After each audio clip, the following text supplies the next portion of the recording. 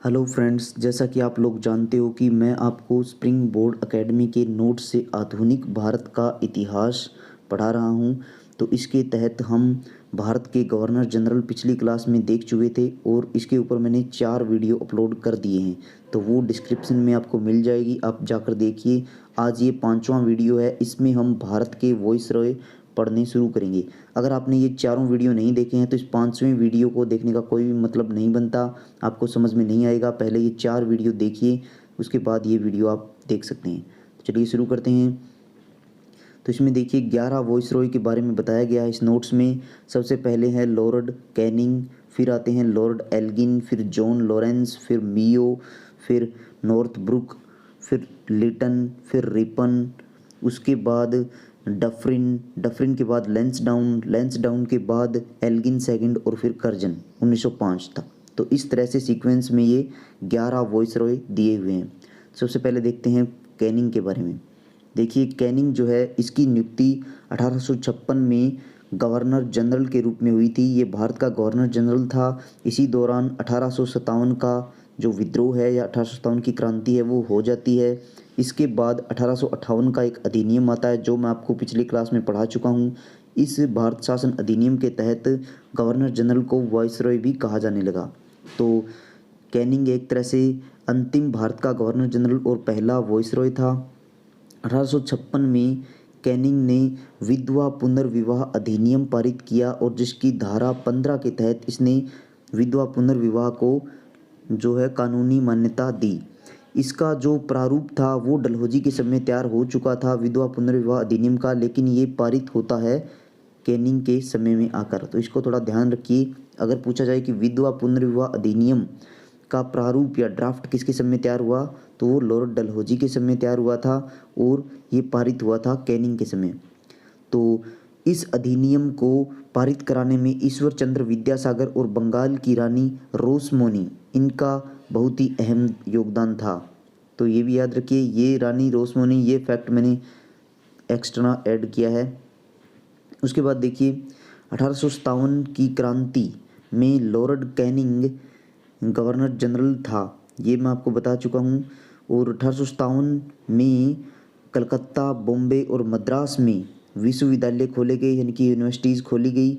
1861 में Indian high court act पारित हुआ। इंडियन हाई कोर्ट एक्ट, आप जानते हो कि 1774 में बंगाल में उच्चतम न्यायालय स्थापित हो चुका था। इसके बाद हाई कोर्ट स्थापित होते हैं तीनों प्रेसिडेंसियों में, बॉम्बे, मद्रास और कलकत्ता में। उसके बाद देखिए 1860 में जेम्स विल्सन ने सबसे पहले भारत में जो आर्थिक सुधार किए और भारत में आयकर लगाना शुरू किया। तो आयकर अगर आप आज भी देखें तो हम 24 जुलाई को जो हमारा सीबीडीटी है, इनकी central board of direct tax, वो आयकर दिवस मनाता है। तो याद रखिए 24 जुलाई को आयकर दिवस मनाया जाता है।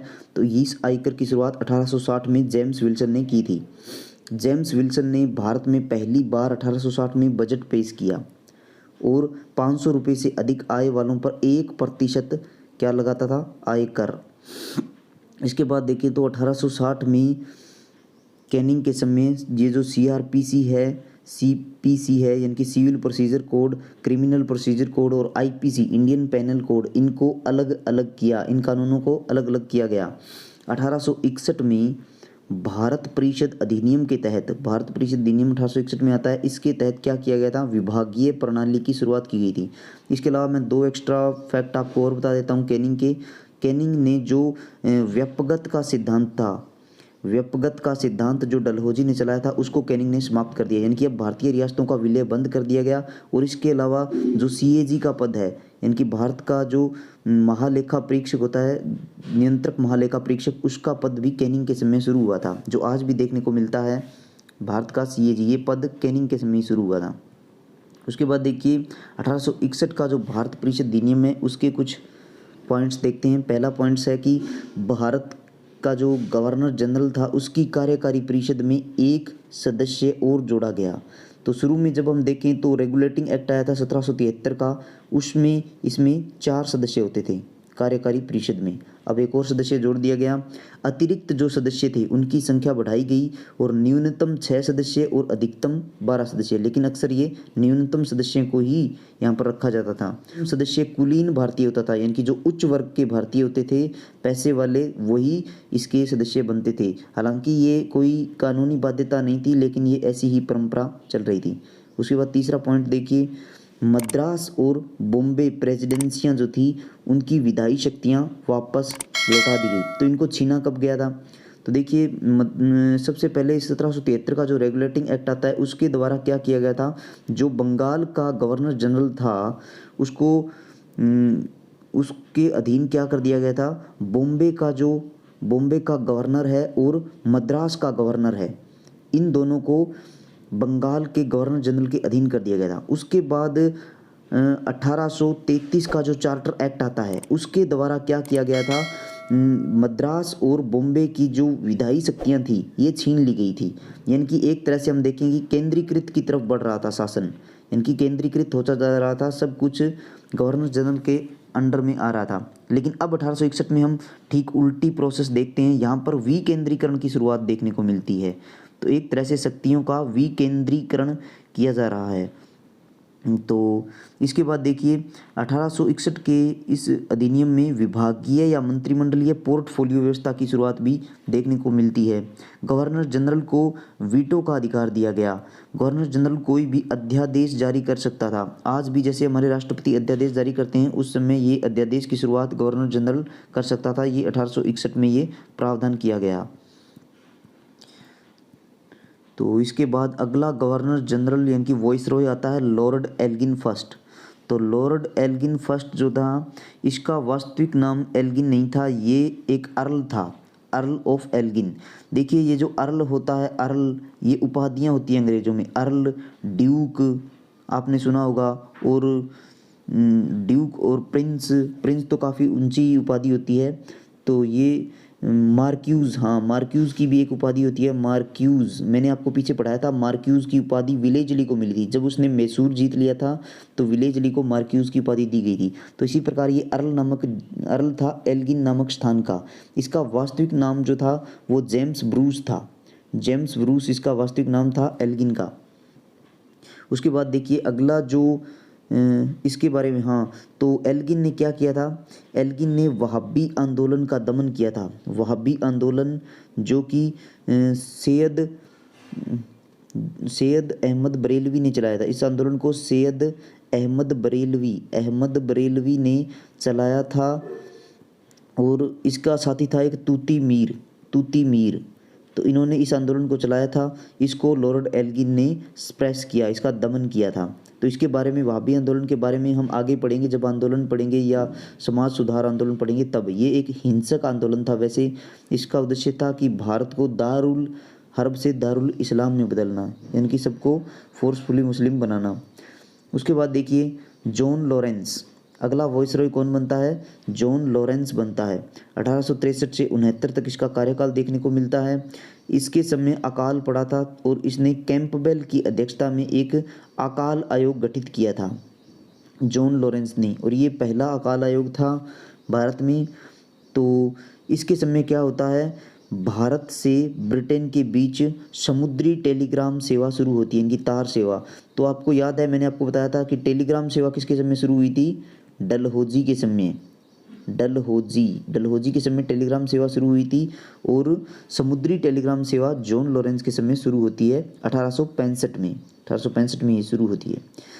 उसके बाद देखिए अफ़गानिस्तान के बारे में जॉन लॉरेंस ने क्या किया, जॉन लॉरेंस ने कुशल अकर्मण्यता की नीति अपनाई, यानी कि मास्टरली इनएक्टिविटी, यानी कि ध्यान ही मत दो अफ़गानिस्तान में क्या हो रहा है, उसके आंतरिक मामलों से दूर रहना। तो इस कुशल अकर्मण्यता को शब्द को दिया था JWS वाइली ने।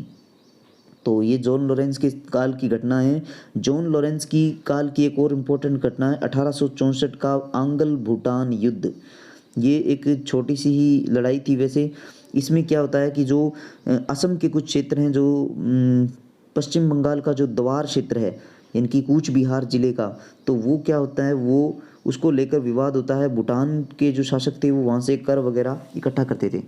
तो क्या होता है 1865 में सेंचुला की संधि होती है, अंग्रेज इनको हरा देते हैं भूटान को, और सेंचुला की संधि होती है। सेंचुला की संधि के तहत क्या होता है, भूटान से भारत को कूच बिहार का जो द्वार क्षेत्र है, पश्चिम बंगाल का एक ज़िला है कूच बिहार, तो याद रखिए कूच बिहार पश्चिम बंगाल का एक ज़िला है आज, तो वहाँ का जो द्वार क्षेत्र है और असम के जो कुछ क्षेत्र हैं वो ब्रिटिशर्स को मिल जाते हैं सेंचुला की संधि के माध्यम से। और ये कार्य भी जॉन लॉरेंस के शासनकाल में होता है। तो जॉन लॉरेंस भूटान युद्ध के लिए इम्पोर्टेंट है।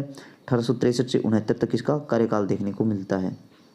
उसके बाद देखिए अगला गवर्नर जनरल इनकी वॉइस रॉय है, तो इसको गवर्नर जनरल भी बोला जाता है और वॉइस रॉय भी बोला जाता है। अगर मैं गवर्नर जनरल बोलूँ तो आप इसको माइंड मत कीजिए ज़्यादा, क्योंकि मैंने पीछे आपको पढ़ाया था कि गवर्नर जनरल को वाइस रॉय कहा जाने लगा, लेकिन आप इसको गवर्नर जनरल भी बोल सकते हैं। तो लॉर्ड वाइस रॉय को 1869 से 72 तक इसका कार्यकाल रहता है। और यही सेम बात ये मेयो जो था, ये मेयो स्थान का अर्ल था। मेयो इसका नाम नहीं था, ये केवल अर्ल था मेयो का। इसका वास्तविक नाम था रिचर्ड बॉर्क। तो रिचर्ड बॉर्क इसका वास्तविक नाम था। 1872 में इसने प्रायोगिक जनगणना कराई थी, यानी कि प्रयोग करके देखा था जनगणना का, और ये भारत में जनगणना की शुरुआत मानी जाती है। काफ़ी इंपॉर्टेंट फैक्ट है, आई थिंक आपको पता भी होगा। और इसने वित्तीय विकेंद्रीकरण की शुरुआत की। तो वित्तीय विकेंद्रीकरण की शुरुआत किसने की थी, लॉर्ड मेयो ने की थी। सेल्युलर जेल जो अंडमान निकोबार पर है पोर्ट ब्लेयर में, उसका निरीक्षण करते समय एक अफगान ने इसको चाकू मारकर इसकी हत्या कर दी थी। तो ये एकमात्र वॉइसरॉय था जिसकी हत्या की गई थी। तो मेयो एकमात्र ऐसा वॉइसरॉय या गवर्नर जनरल था जिसकी हत्या भारत में की गई थी। उसके बाद देखिए अगला जो वाइसराय आता है पांचवा, वो होता है नॉर्थ ब्रुक। तो नॉर्थ ब्रुक जो है 1872 से 76 तक रहता है। इसके समय मेयो की याद में अजमेर में 1875 में मेयो कॉलेज की स्थापना होती है। आज भी मेयो कॉलेज एग्जिस्ट करता है और इसकी फ़ीस काफ़ी हाई है। इसके समय क्या होता है, नॉर्थ ब्रुक के समय कूका आंदोलन जो पंजाब में चल रहा था उसका दमन ये करता है। कूका आंदोलन जो था वो जवाहर भगत के नेतृत्व में चला था। जवाहर भगत और राम सिंह कूका, ये दो व्यक्ति थे इससे जुड़े हुए, राम सिंह कूका और भगत जवाहरमल और राम सिंह कूका के नेतृत्व में ये आंदोलन चला था। उसके बाद देखिए अगला गवर्नर जनरल हम देखते हैं लॉर्ड लिटन, यानी कि वॉइसरॉय। तो वॉइसरॉय लॉर्ड लिटन के बारे में अगर हम देखें तो 1876 से 80 तक इसका कार्यकाल देखने को मिलता है। और ये एक साहित्यकार था। ओवन मेरिडिथ नाम से ये व्यक्ति साहित्य लिखता था। पूछा जा सकता है कि किस नाम से ये साहित्य लिखता था लिटन, तो ओवन मेरिडिथ। इसने 1876 में राजकीय उपाधि अधिनियम पारित किया और 1 जनवरी 1877 को इसने दिल्ली दरबार आयोजित किया। दिल्ली दरबार, और इसमें क्या किया गया, महारानी विक्टोरिया थी उसको केसर-ए-हिंद की उपाधि दी। तो लिटन ने क्या किया, केसर-ए-हिंद की उपाधि महारानी विक्टोरिया को दी दिल्ली दरबार आयोजित करके। हालांकि महारानी विक्टोरिया भारत में नहीं आई थी। तो लिटन के समय भयंकर अकाल पड़े थे, तो इसने अकाल आयोग बनाया था। इसने भी एक अकाल आयोग बनाया था रिचर्ड स्टेची के नेतृत्व में। जैसे जॉन लॉरेंस ने बनाया था कैंपबेल की अध्यक्षता में, उसी प्रकार इसने अकाल आयोग बनाया था रिचर्ड स्टेची के नेतृत्व में। उसके बाद देखिए सबसे ज़्यादा ये चर्चा में रहता है लिटन, तो वर्नाक्युलर प्रेस एक्ट के द्वारा। इनकी वर्नाक्युलर मतलब स्थानीय भाषाएं, तो स्थानीय भाषाओं को सप्रेस करने के लिए इसने 1878 में ये एक्ट बनाया था। इसके द्वारा क्या होता था कि अगर कोई स्थानीय भाषा का समाचार पत्र सरकार के खिलाफ लिखता है तो उसकी प्रेस को जब्त कर लिया जाएगा, और इसके पास जो अपील करने का अधिकार भी नहीं था अगर इस एक्ट के तहत अगर किसी पर कार्रवाई की जाती थी तो वर्नाक्युलर प्रेस एक्ट को गैंगिंग एक्ट भी कहा गया है, यानी कि मुंह बंद रखने वाला एक्ट। तो समाचार पत्र जिनके खिलाफ कार्रवाई हुई तो सोम प्रकाश, वैसे सबसे ज़्यादा सोम प्रकाश जो समाचार पत्र था ईश्वर चंद्र विद्यासागर जी का, तो इसी को ध्यान में रखते हुए इन्होंने ये वर्नाक्युलर प्रेस एक्ट जारी किया था। तो सोम प्रकाश पर कार्रवाई की गई, ढाका प्रकाश, भारत मिहिर और सहचर, इन 4 समाचार पत्रों पर कार्रवाई की गई। और जो अमृत बाजार पत्रिका थी, आई थिंक आपको पता हो, इसके ऊपर भी कार्रवाई करने से पहले इसने क्या किया, इसने इस अधिनियम से बचने के लिए रातों रात इस समाचार पत्र को बांग्ला भाषा से अंग्रेजी भाषा में प्रकाशित करना शुरू कर दिया, और अंग्रेजी भाषा पर ये जो एक्ट है लागू नहीं हो रहा था। तो इसके संपादक थे मोतीलाल घोष। आपने एक और नाम भी सुना होगा, शिशिर कुमार घोष, तो वो भी सही है, शिशिर कुमार घोष और मोतीलाल घोष, ये दोनों इस समाचार पत्र के संस्थापक थे। अमृत बाजार पत्रिका, इसमें देखिए पायनियर समाचार पत्र जो था, इसने इस वर्नाक्युलर प्रेस एक्ट का समर्थन किया था। उसके बाद देखिए लिटन ने एक और काम भी किया था, इसने भारतीय शस्त्र अधिनियम पारित किया था, यानी कि लाइसेंस एक्ट 1878 में ही ये पारित किया था। 1878 में वर्नाक्युलर प्रेस एक्ट आया था। इसके तहत क्या किया गया कि भारतीयों को हथियार रखना है तो उसके लिए उन्हें लाइसेंस लेना होगा, ये अनिवार्य कर दिया। इससे पहले ये व्यवस्था नहीं थी। और उसके बाद देखिए लिटन ने वैधानिक जनपद सेवा शुरू की। वैधानिक जनपद सेवा 1879 में इसने शुरू की। वैधानिक जनपद सेवा को शुरू करने का उद्देश्य था कि लिटन चाहता था कि भारतीय आईसीएस की परीक्षा में प्रवेश ना कर पाए, इनकी एक तरह से भारतीयों को रोकना चाहता था लिटन आईसीएस की परीक्षा में प्रवेश से। तो इसमें क्या किया गया, नवीन सेवा में, यानी कि जो ये भारतीय जनपद सेवा थी, इसमें जो पद और वेतन जो होता था वो आईसीएस से कम होता था, और इसकी संख्या भी आईसीएस से 1/6 होती थी, यानी कि छठा भाग होता था।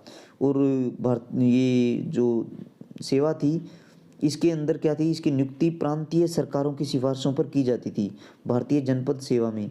और थोड़े ही समय बाद इसको बंद कर दिया गया। और आईसीएस की जो अधिकतम आयु थी, मैंने आपको बताया कि लिटन नहीं चाहता था कि आईसीएस में भारतीय आए, तो इसने क्या है, अधिकतम आयु 19 वर्ष से कम कर दी, 19 वर्ष कर दी, सॉरी अधिकतम आयु क्या कर दी, 19। अगर आप 19 वर्ष तक हैं तो ही आप आईसीएस की परीक्षा दे सकते हैं। अगर आप 20 वर्ष के हो गए तो आप एलिजिबल नहीं हो आईसीएस की परीक्षा देने के लिए। तो ये एक तरह से ये तरीका था ताकि भारतीयों को रोका जाए। उसके बाद देखिए आईसीएस की परीक्षा के बारे में कुछ यहाँ पर फैक्ट दिए गए हैं। तो आईसीएस के बारे में 1833 का जो चार्टर एक्ट आता है उसमें योग्यता के आधार पर आईसीएस का प्रावधान किया गया है, यानी कि जो योग्य है वो ही आईसीएस के तहत क्या प्रशासनिक अधिकारी बन सकता है। उसके 20 साल बाद 1853 का जो चार्टर एक्ट आता है उसमें क्या किया गया कि आईसीएस की, अगर आपको आईसीएस की सर्विस लेनी है तो उसके लिए लिखित परीक्षा देनी होगी। तो ये लिखित परीक्षा का प्रावधान किया गया आईसीएस की परीक्षा में 1853 में। उसके बाद देखिए 1854 में मेघालय समिति बनती है, और सबसे पहले जो भारतीय थे वो आईसीएस बने वो थे सत्येंद्र नाथ टैगोर। तो ये इंपॉर्टेंट है, सबसे पहले भारतीय सत्येंद्र नाथ टैगोर थे जो कि आईसीएस बनते हैं। 1886 में देखिए लोक सेवा आयोग की स्थापना की गई। लोक सेवा आयोग यानी कि पब्लिक सर्विस कमीशन की स्थापना 1886 में की गई।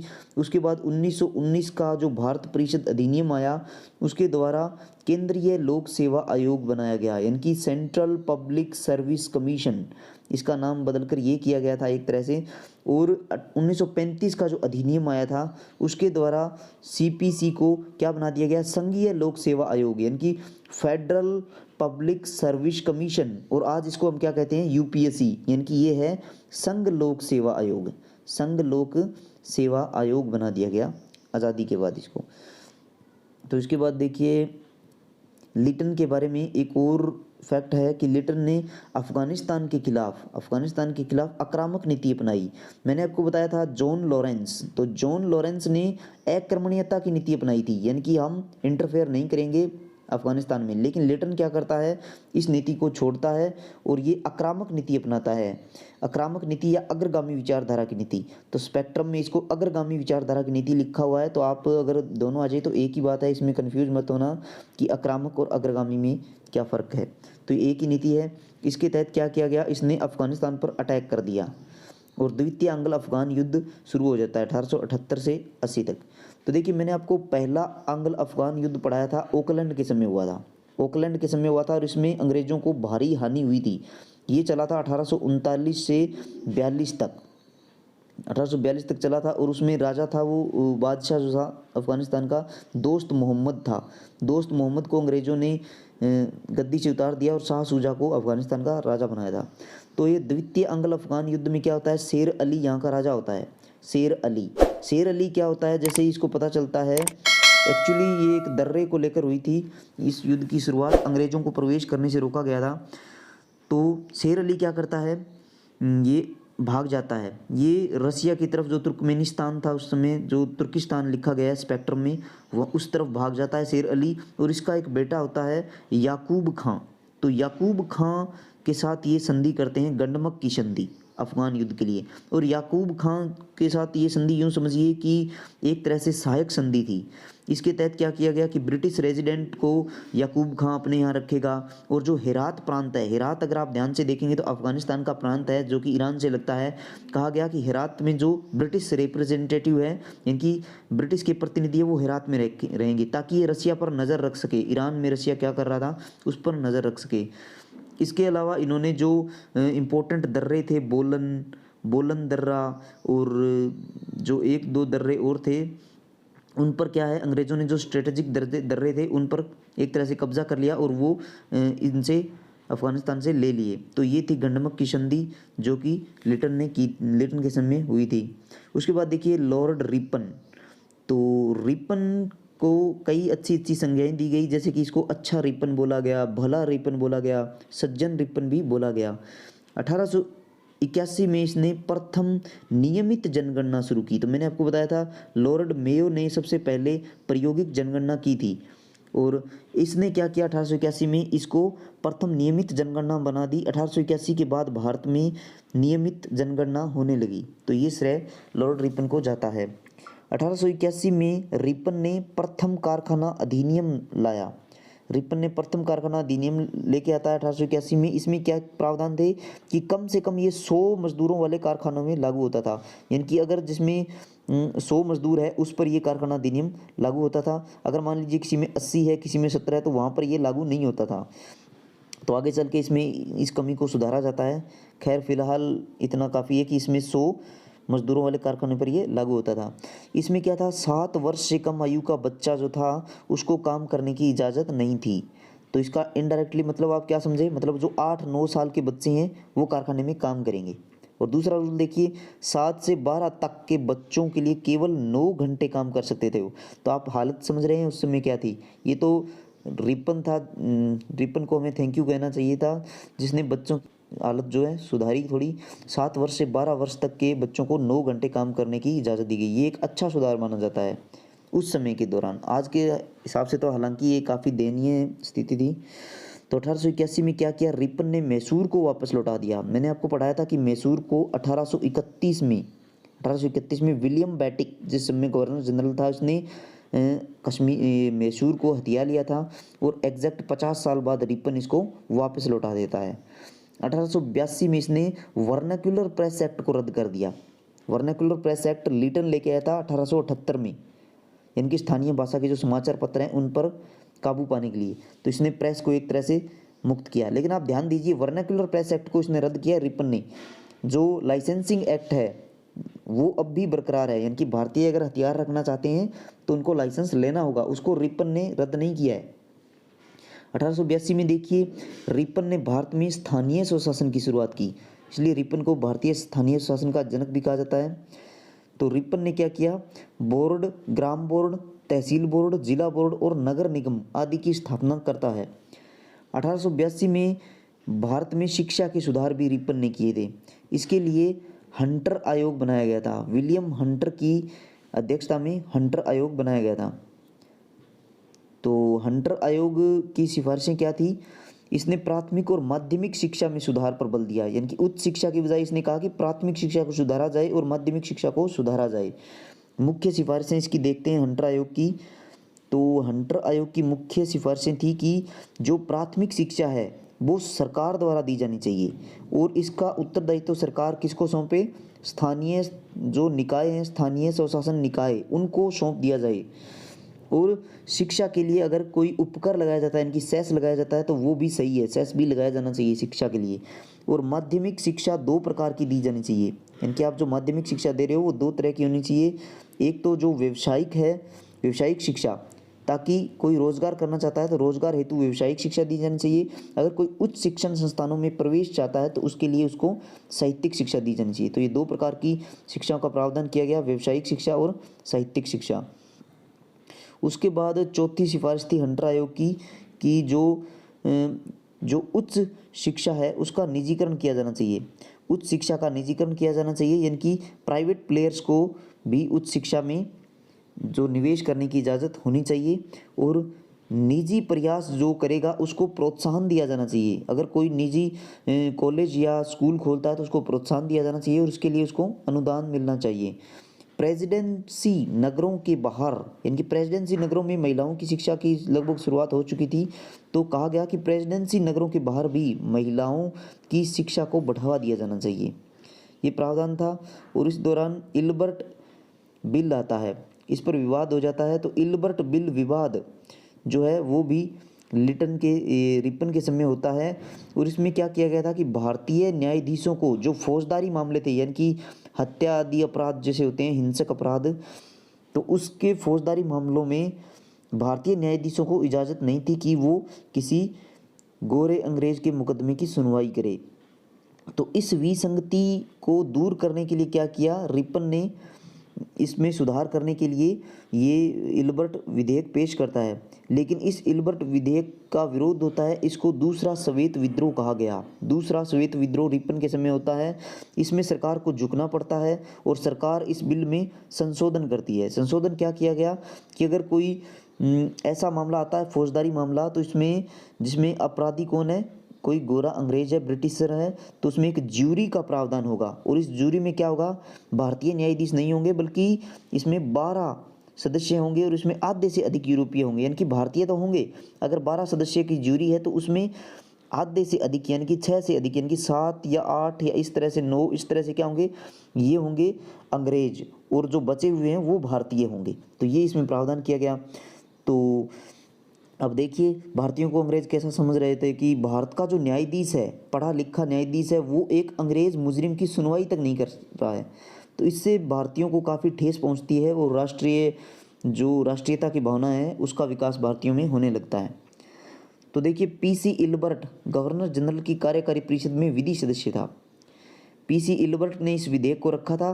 तो पीसी इल्बर्ट एक विधि सदस्य था गवर्नर जनरल रिपन की कार्यकारी परिषद में। उसी प्रकार का हमने देखा था जो विलियम बेटिक था, विलियम बेटिक की कार्यकारी परिषद में जो विधि सदस्य था वो मैकाले था, मैकाले। तो सेम यूँ समझ लीजिए कि मैकाले की ही पोस्ट पर पीसी इल्बर्ट बैठा हुआ था और इसने इस विधेयक को पेश किया था।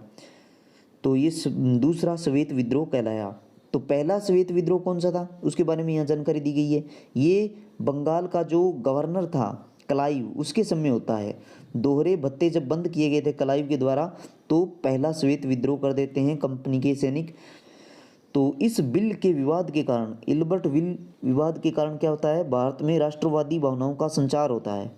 और इसी के तहत 1883 में आनंद मोहन बोस और सुरेंद्र नाथ बनर्जी किसकी शुरुआत करते हैं, नेशनल कॉन्फ्रेंस की शुरुआत करते हैं। तो नेशनल कॉन्फ्रेंस की स्थापना 1883 में ही होती है, जिस वर्ष इल्बर्ट बिल विधेयक लाया गया था। 1884 में देखिए मिस्र में सेना भेजनी थी इंग्लैंड की सहायता के लिए, इंग्लैंड की सहायता के लिए मिस्र में सेना भेजनी थी भारत से। तो ये जो बात थी ये रिपन को पसंद नहीं आई और रिपन ने अपना इस्तीफा दे दिया। तो 1884 तक कार्यकाल था रिपन का।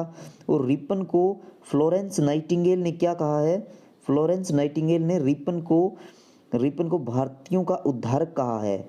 फ्लोरेंस नाइटिंगेल को लेडी विद द लैंप कहा जाता है। फ्लोरेंस नाइटिंगेल एक नर्स थी, आपको पता होना चाहिए। आज भी हम 12 मई का जो दिवस है अंतर्राष्ट्रीय नर्स दिवस, इनकी जयंती पर मनाते हैं। तो फ्लोरेंस नाइटिंगेल इम्पोर्टेंट एक लेडी थी, तो इनको लेडी विद द लैंप कहा गया है।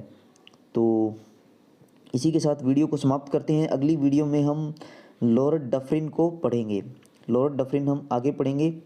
तो आज यहीं तक रखते हैं। तो रिपन समाप्त हो गया है। अगर वीडियो आपको अच्छी लगी है तो चैनल को सब्सक्राइब कीजिए, अपने दोस्तों के साथ इसको ज़्यादा से ज़्यादा शेयर कीजिए, और आप जितना इसको प्यार देंगे वीडियो को, मैं उतनी ही उत्साह से अगला वीडियो लाने का प्रयास करूँगा। तो मिलते हैं नेक्स्ट वीडियो में। धन्यवाद।